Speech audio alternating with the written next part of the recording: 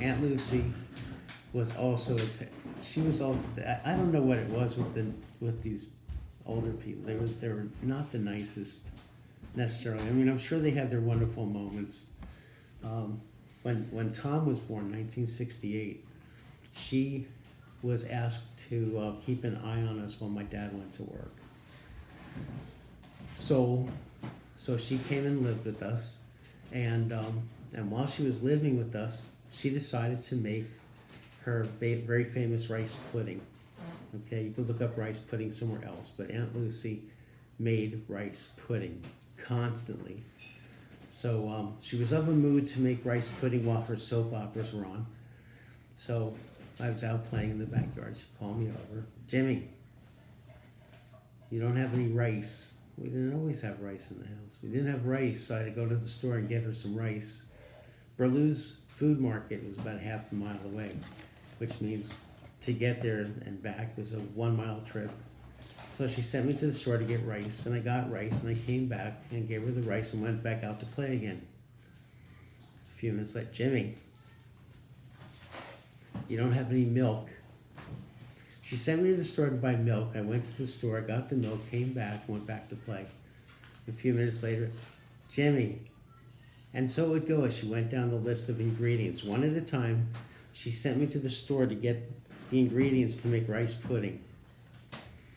And so it went for most of the afternoon until her soaps were done and the rice pudding was cooked.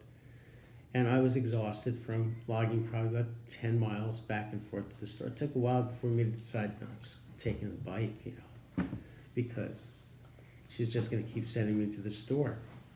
Jimmy, what could you need now? I'm out of Parliaments. Cigarettes? I'm out of Parliaments. Go to the store. Get me a pack of Parliaments. I showed up at the store, Berleu's. Wow, you're back? Wow, what's your aunt making now? She needs Parliaments. Oh, here you go.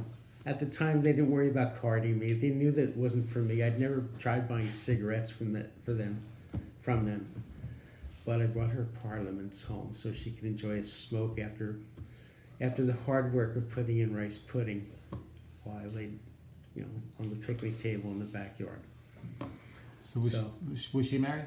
She was married at one time. Her last name was Tartaglia, and she had a couple of sons, Vinny, Michael, maybe a Joey.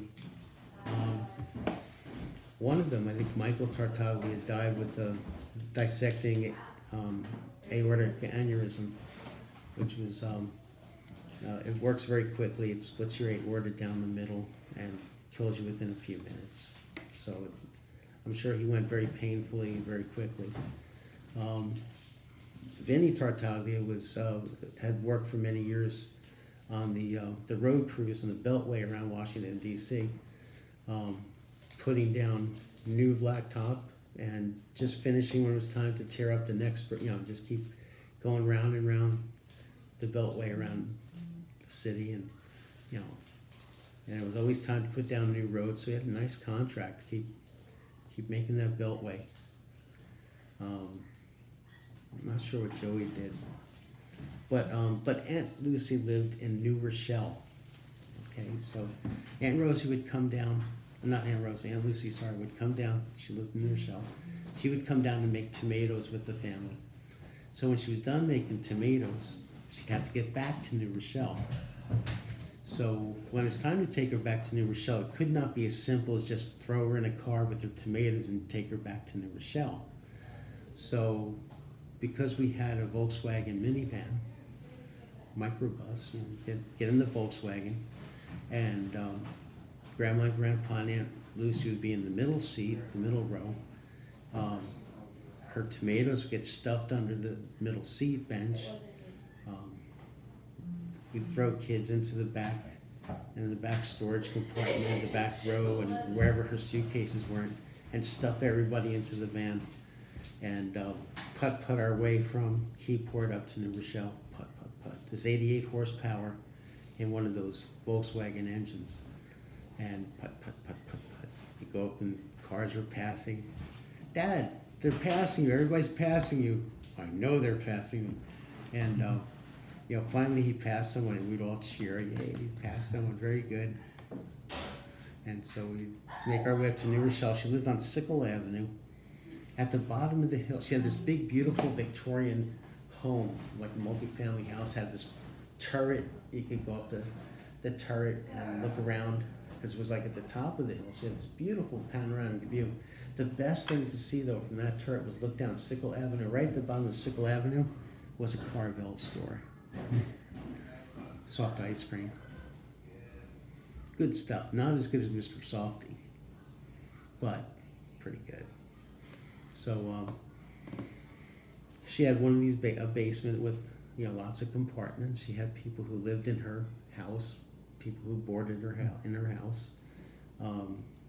Beautiful property. I don't know, you know, originally, you know, what it did, where it was from, but it was a very nice property. That was Aunt Lucy. Smoked parliaments all the time. She and Grandpa were large and slow physically. It hurt when they each walked for different reasons. I don't know why it hurt Aunt Lucy, but Aunt Lucy didn't need a cane. Grandpa used the cane. He had arthritis in both hips and both knees. Aunt Lucy didn't use a cane, but I think she wished she did. Because Grandma and Grandpa had one television. And when it was soap opera time, it was also the same time as my grandfather's favorite shows. Bat Masterson, cowboy shows, things like that. He loved cowboy shows. She loved soap operas, okay? So you'd be over there and it's like, Jimmy, put on channel 5. I want to watch Bat Masterson. So you go over and turn the channel for your grandfather.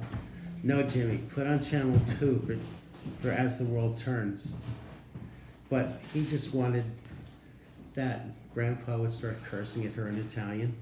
God almighty, Lucy, it's in my house. It's on my television. I'm going to watch Bat Masterson. And then you're kind of stuck in there, so you kind of get out of the way of the two of them, right? So the race was on, because Aunt Lucy decided she was going to just get up and change the channel. So it took her a while to stand up. So she wrestled herself into an upright position, and Grandpa saw what she was doing, so he inched his chair forward, the recliner forward, and he was up too. And the two of them looked like two sumo wrestlers, not heading towards each other, but heading for the television, cursing in Italian at each other. But Grandpa had a cane, a baston. You take the cane, start whacking her in the shins. As they're going over the TV, she's screaming, Angelo, what's the matter with you? Get away from my television. So eventually Grandpa would win because he had better firepower, he was better prepared. And the cane gave him a little bit better reach than she had. So even if she got past him, he could whack her fingers out of the way, which he did several times. So he was not above physical violence with Aunt Lucy. He'd been through this before many times before I came around. I would hide behind the chairs and try to stay out of the way. It was not always easy.